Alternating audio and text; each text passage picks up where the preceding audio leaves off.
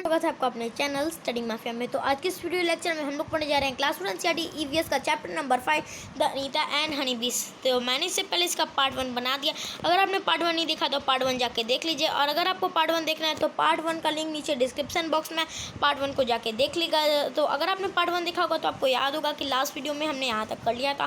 तो इस वीडियो से हमें बिकम ए बी कीपर से देखना है। तो चलिए विदाउट डिले चैप्टर को स्टार्ट करते हैं। चैप्टर तो स्टार्ट हो चुका है, इस टॉपिक को स्टार्ट करते हैं। ठीक है, I completed my bee keeping course. तो अगला आपको बताया जा रहा था कि अनीता कुशवाहा जी थी, उन्होंने बी कीपिंग कोर्स स्टार्ट किया था। ठीक है, बी कीपिंग कोर्स स्टार्ट किया था। तो आपको याद होगा कि उन्होंने बी कीपिंग कोर्स स्टार्ट किया था, लेकिन उनके पास उतने पैसे नहीं थे कि वो खुद का वर्क स्टार्ट कर सके, उनको बी खरीद सके। बी खरीदनी होगी तभी ना हनीज आएगी, तो उसके लिए उनके पास उतने पैसे नहीं थे। I continue to teach and with time could collect ₹500। उन्होंने 5000 वो पढ़ाती गई और उनके पास फाइनली 5000 रुपये कलेक्ट हो गए थे। विद दिस मनी, इस मनी के साथ जो उन्होंने पैसे कलेक्ट किए थे, I bought 2 boxes for keeping bees. उन्होंने 2 बॉक्सेस ले लिए ताकि वो बीस को पाल सके। Each box cost ₹2000। जो एक बॉक्स का प्राइस था वो ₹2000 था, तो उन्होंने 2 ली तो ₹4000 टोटल हुआ। विद द रिमेनिंग मनी, जो बाकी पैसे बचे उन्होंने उसे क्या किया, I bought sugar to make the syrup of honey bees. उन्होंने सिरप लिया, हनी बीस का सिरप लिया, and medicine to clean the beehive. और उन्होंने मेडिसिन लिए ताकि वो बिहाइव को क्लीन कर सके, बिहाइव को साफ कर सकें। That was in September by December, और वो सितंबर से दिसंबर का टाइम चल रहा था। I had so many bees that I had to buy more boxes. मतलब आई हैड सो मैनी बीस, उनके पास इतनी सारी बीस आ चुकी थी ताकि उनको और 2 बॉक्सेस खरीदने पड़े। I was still learning about bee, मतलब कि उनके पास उन्होंने थोड़े पहले 20 खरीदे, फिर उन्होंने और 20 दिए, तो उनके पास टोटल इतनी सारी 20 हो चुकी थी कि उनको और 2 नए डब्बे खरीदने पड़े उन 20 को रखने के लिए। तो अभी भी लेकिन वो जो अनीता कुशवाहा जी थी वो सीख ही रही थी बी कीपिंग करना। Many times the bee would sting me and my hands and face would get swollen।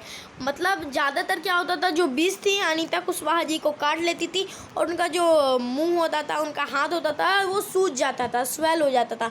आप लोग जानते हैं ना, जब हनी बी काटते हैं तो स्वेल हो जाता है। मैं जब 4 साल का बच्चा था, तो 6 साल का बच्चा था, तो मुझे एक बार हनी बी ने काटा था, मेरे हाथ पे काटा था, पूरा स्वेल हो गया था, पूरा सूज गया था।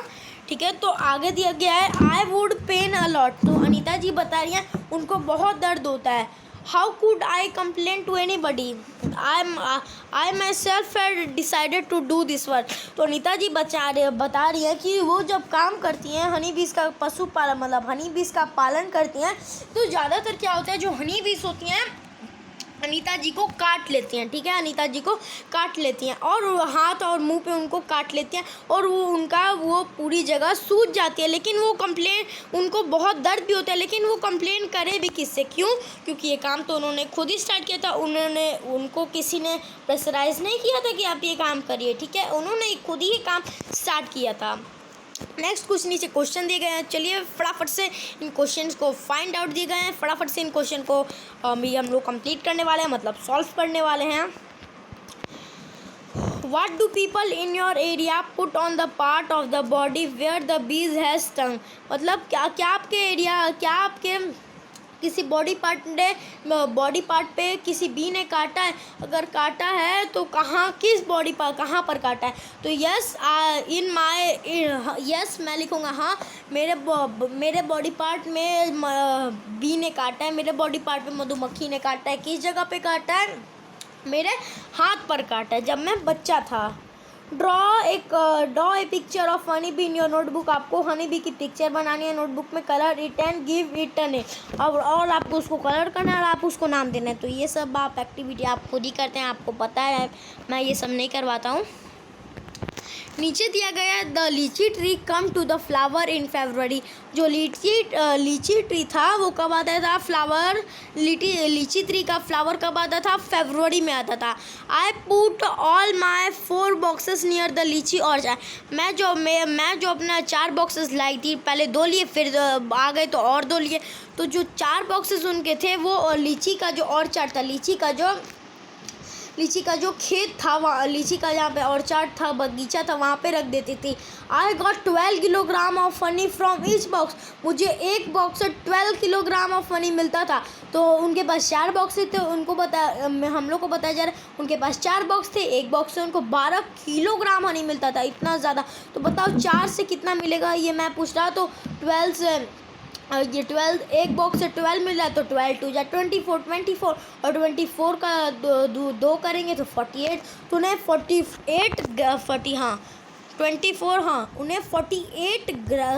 उन्हें 48 किलोग्राम हनी मिलता था ये चारों बॉक्स को मिला के। I sold this money in the market. ये जो हनी था, I sold this Honey in the market. ये जो हनी वो कमाना कह रहा हूँ मैं, बॉक्सेस से लेती थी, उन्हें बाजार में बेचती थी। This was my first earning from बीज। I have 20 boxes now, I have 20 boxes. तो ये उनकी पहली कमाई थी, उन्होंने जब बेचा था वो हनी। तो अब बोल रही हैं कि अब अनीता जी के पास इतने 20 हो गए कि अब उनके पास टोटल 20 बॉक्सेस हैं। What will be the total cost of Anita 20 boxes. तो अब आपको बताना है अनीता जी के एक बॉक्स के प्राइस कितने हैं? 2000। तो आपको बताना है अनीता जी के 20 बॉक्सेस का प्राइस कितना होगा। तो आप पहले हाफ करके करोगे तो 2 10 जा 20 और फिर 2 2 जा 20 और 20 20 40। तो टोटल 40,000 रुपीज़ उन्होंने कमा लिए थे। तभी अपने ही पैसे से उन्होंने इतना सारा ले लिया, इतना सारे बॉक्सेस ले लिए। तो टोटल 40,000 रुपीज़ लग गए थे अनीता जी के सिर्फ और सिर्फ बॉक्सेस खरीदने में। नेक्स्ट है every day I cycle to my college. रोज़ उन्होंने एक न्यू साइकिल ले ली और रोज़ अब वो अपने साइकिल से ही कॉलेज जाती थी। गांव से लेकर टाउन तक 5 किलोमीटर अवे, वो 5 किलोमीटर अपनी साइकिल चला के जाती थी। When I go to college, जब मैं कॉलेज जाती थी, my mother prepare the syrup for the bees. जो मेरी माँ थी वो 20 के लिए जो सिरप पीती हैं 20 और उनको पी के हनी देती है, तो मेरी माँ सिरप बनाती थी। और मेरे जो फादर थे look after the bees and take the honey out the boxes. और मेरे जो फादर थे वो हनी का बीस का ख्याल रखते थे और उनसे जो हनी निकलता था वो मेरे पापा ही निकालते थे, now you also know a lot of about Anita. यहाँ तक आपको बहुत सारी चीज़ें अनीता कुशवाहा जी के बारे में पता चल चुकी है कि अनीता कुशवाहा जी कैसे पैसे कमाती थी। अब आगे आता है, अब आगे लिखा है, अब नेक्स्ट पेज पे लिखा हुआ है, चलिए उसको पढ़ते हैं। Anita is known by everyone in all the villages. वहाँ पे जो मुजफ्फरपुर के पास जितने भी गांव थे, बोचाहा विलेज के अलावा, मतलब बोचाहा विलेज में भी उनकी पहचान थी, पर उनके अलावा बहुत सारे गांव में उनकी पहचान बन चुकी थी। मतलब वो सब लोग गांव के उनको जानते थे। She goes to all the village meeting. वो हर विलेज के मीटिंग में जाती थी और talk about how important it is for everyone to study. और उनके जो पेरेंट्स अपने बेटी को स्कूल नहीं जाने देते थे, बताती थी उनको पढ़ाई का मोल कि वो कितना इम्पोर्टेंट है। Sometimes people make fun of her. कुछ समय जो लोग थे उनका मजाक उड़ाते थे, but Anita knows what she want. पर अनीता जानती थी उनको क्या चाहिए टू डू, मतलब सी वांट्स टू डू, पर अनीता जी जानती थी कि उनको करना क्या है। She does actually what she wants to. जो वो करना चाहती थी वो करी। जो अनीता जी करना चाहती थी वो क्या था? Anita wants to become a wholesaler. Anita ji wholesaler बनना चाहती थी। मतलब वो होलसेलर हम लोग किसको कहते हैं? बहुत सारी चीज़ें इकट्ठा करता है और जाके बाज़ार में एक ही बार में सारी की सारी चीज़ों को बेच देता है, उसको हम लोग कहते हैं wholesaler. So that she can help the villagers to get the right price of their honey. तो इसमें वो लोग अनीता जी थी वो विलेजर्स की भी मदद कर देती कि उनको कम प्राइस में हनी मिल जाता है। Find out Anita and others in her villager get ₹35 on 1 kilogram of honey. How much does 1 kilogram of honey cost in your town.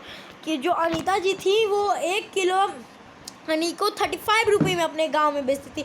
अब आपको बताना है कि 1 किलोग्राम हनी की आपके टाउन में कितनी प्राइस है। तो मैं जिस जगह पे रहता, मैं तो भाई पटना में रहता, तो पटना में 1 किलोग्राम हनी का प्राइस है 135 रुपीज़, ठीक है, 135। वो मतलब अगर आप पूरा असली नहीं लोगे तो 135 की मिलेगी, पूरा असली लोगे तो आपको 175 और 195 200 तक चली जाती है। नेक्स्ट है, what are the difference colour of honey that you have seen. आपने कौन कौन अलग अलग कलर की हनीज देखी हैं वो आपको लिखना है। तो एक तो होती है भाई येलो कलर की पूरी, एक होती है येलो एंड ब्लैक कलर की, और एक आपको खुद से लिखनी है। नेक्स्ट क्वेश्चन है, is Honey use in your house. क्या आपके घर में हनी यूज़ होता है? For what is it use. हाँ, मेरे घर में हनी यूज़ होता है। कभी कभी कुछ हम लोग बहुत तीखा खा लेते हैं तो हम लोग मीठा के लिए हनी का इस्तेमाल करते हैं, क्योंकि हनी बहुत मीठा होता है। नेक्स्ट लिखा है, every bee hive has one queen. मतलब जितने भी छत्ते होते हैं उसमें एक क्वीन होती है, मतलब एक सबसे बड़ी होती है, एक क्वीन होती है। बी दैट ले, जो कि ले एग्स करती है, मतलब एग्स देती है। There are only a few males in the hive. लेकिन जो मेल्स होते हैं वो बहुत कम होते हैं हाइव में। Most of the bees in the hive are worker bees. मतलब जो ज़्यादातर बीस होती है, जो बीज होती हैं हाइव में वो वर्कर बीज होती हैं। This be's verb all day. ये बीज होती हैं वो पूरे दिन काम करती हैं। They make the hive, and वो हाइव बनाती हैं, and also look after the baby बीज। और जो बेबी बीज होती हैं उनका भी ये ध्यान रखती हैं, लुक आफ्टर द बेबी बीज। दे फ्लाई अराउंड, मतलब वो इधर उधर उड़ती हैं। Flower in search of nectar, वो नेक्टर की तलाश में इधर उधर ढूंढती हैं। दे कलेक्ट नेक्टर, और वो नेक्टर कलेक्ट करती हैं फ्रॉम फ्लावर ऑफ हनी, जो हनी का फ्लावर होता है उससे नेक्टर कलेक्ट करती हैं। When one bee find flower with nectar, जब किसी एक बी को फ्लावर नेक्टर में से फ्लावर में से नेक्टर मिल जाता है, वो एक it does a special kind of dance which the other bee can knows where the nectar is. वो जब उनको एक फ्लावर में नेक्टर मिल जाता है तो एक बी जिसको मिलता है वो एक स्पेशल तरीके का डांस करती हैं, जिसको देख के जितनी भी वर्कर बी हैं वो सब जानती हैं कि यहाँ पर नेक्टर है, चलो भागो सब लोग यहीं पे सब नेक्टर कलेक्ट करते हैं।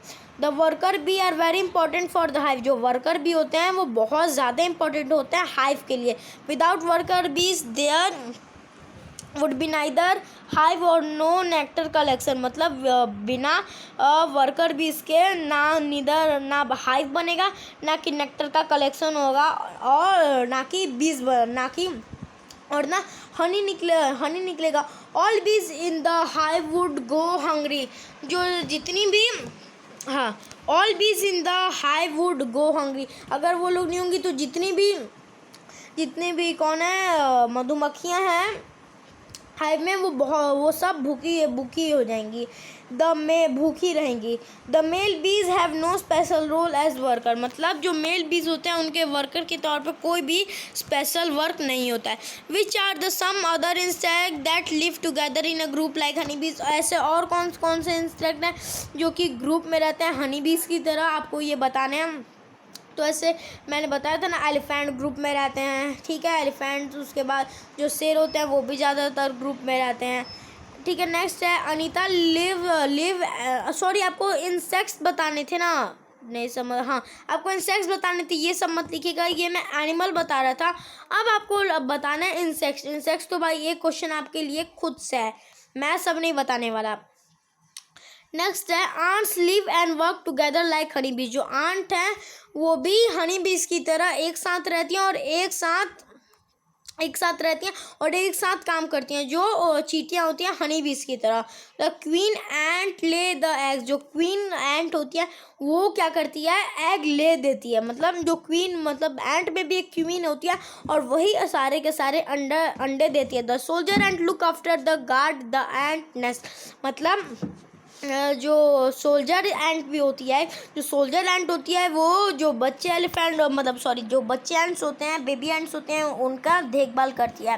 Worker ants are always busy looking for food. मतलब जो वर्कर एंट्स होती हैं वो ज़्यादातर बहुत बिजी होती हैं फूड्स की तलाश में, and bringing to the nest, और उसे नेस्ट तक पहुंचाने में। Termites and wasps also live like this, और जो टर्माइट्स होते हैं और वेब्स होते हैं वो भी इसी तरीके से रहते हैं। कुछ क्वेश्चंस दिए गए हैं, इनको देखते हैं। Have you seen where ants live, क्या आप देखा है आपने एंड्स कहाँ पे रहती हैं? तो वो ज़मीन के अंदर रहती हैं। What kind of eatables bring ant to them, क्या आपको बताना है कि वो क्या क्या ऐसी चीज़ें अपने ज़मीन के नीचे ले जाती हैं खाने के लिए। तो पहले जो मीठी चीज़ हो जाती हैं, शुगर हो गई, कोई रोटी का टुकड़ा हो गया है ना, ये सारी चीज़ें वो ले जाती हैं अंदर अपने होल के।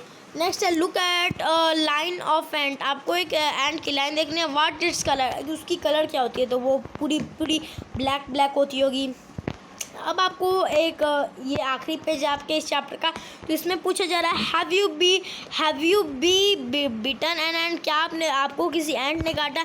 तो हाँ भाई, मुझे 1-2 हफ्ते पहले ही एक एंट ने काटा था। What was the ant like, वो एंट किस कलर की थी? ब्लैक कलर की थी, रेड कलर की थी, वो बड़ी थी या छोटी थी? तो वो थी ब्लैक कलर की और वो थी छोटी एंट, ठीक है।